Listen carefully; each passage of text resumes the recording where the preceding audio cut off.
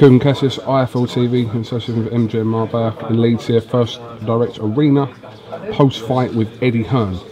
I predict a riot. Mental, mate. That was absolutely brilliant, wasn't it? I mean, atmosphere is what it's all about. That's what our country is all about. Just the passion. I turned around, I must have seen 1,000 people with their shirts off, swinging them around. 30-year-old, 40-year-old, 80-year-olds. They're doing that for Josh Warrington. Do you understand that kind of passion? You know. Atmosphere was unbelievable, and I agree with everything you say. Does it matter that the casual fan, it was more of them tonight? Would you agree with that? What, in the crowd? Yeah. No, I mean, what? See it, No, I mean, you have to bring casual fans to have that amount of people in there. Yeah. This hardcore, but there ain't enough of them. No, like Fox Groves. Yeah. But no, it's great for boxing because people came who've never been to boxing before tonight and went, oh my goodness, that was mental. And you know, I'm so pleased for Josh. And I'll tell you what, we got something mega in Leeds, mega. And we've got a great fighter. That's potentially more important. 23, British, Commonwealth, European champion, punching harder, growing, exciting, throws so many punches, great fight as well. Credit to Daly, he had to go and got stopped on his feet.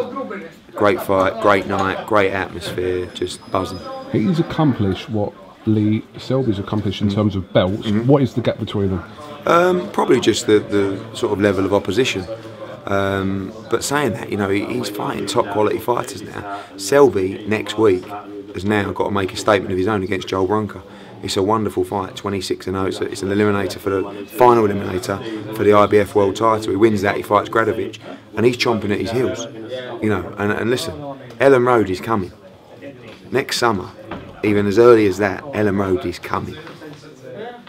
You know, I've not seen that kind of passion, that kind of support. It's fanatical. That's the word, fanatical. And I'll tell you what, I can't wait to come back here. Good wins tonight for Ricky Burns and Brian Rose, who are coming off the back of disappointing defeats. I mean, Andrade obviously different to what happened with Burns and Zlatican, but you know, they're back on track. Yeah, Brian, I mean, I would like to have seen his opponent go a little bit longer, but he got hurt, and you know, it's nice for Brian to come back, and Ricky as well. Ricky was in actually a bit of a tougher fight. It was quite a good ding dong, but you know, I know everyone wants like 50-50 wars throughout the entire card, but you know, when people have been in fights like that, and Rose particularly, Maciel and Andrade, he's entitled to have a little bit of an easy touch, do you know what I mean? And Ricky was in a good fight, and you know, he looked a little bit rugged at times, boxed really nice in other times. I'm not sure 10 stones for him. You know, yesterday he's on the scales thinking, I've just made this too easy. So now we sit down with a nutritionist and look at the future for him.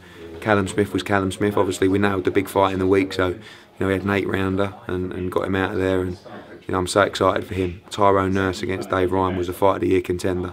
Absolutely brilliant fight. And I felt the right man won. I think the 2 knockdowns were key, but what a fight! Credit to both men, absolute warriors.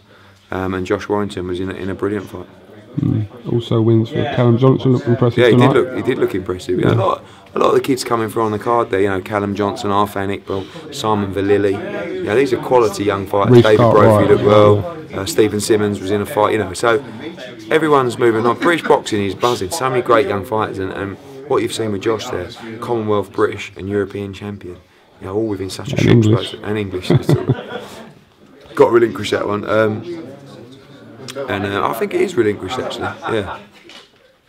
Josh, I think that title is relinquished, you know. Didn't your English one, didn't? Yeah. We'll get that back. Yeah, central area. Yeah. Okay, yeah. I know you want to slow down, but you know what I mean. It is a remarkable story because I was in Hull when, like you said, didn't really know too much about Josh Warrington, and a year on, cleaned up domestically, got onto European level, and like I said, you need to rein him in a little bit and. When the right time is to launch him onto that world stage, which will be at some point next year. It's inevitable. Yeah, I think so. I mean, look, he's got 3 belts; he can defend any of them. But I can't get over that.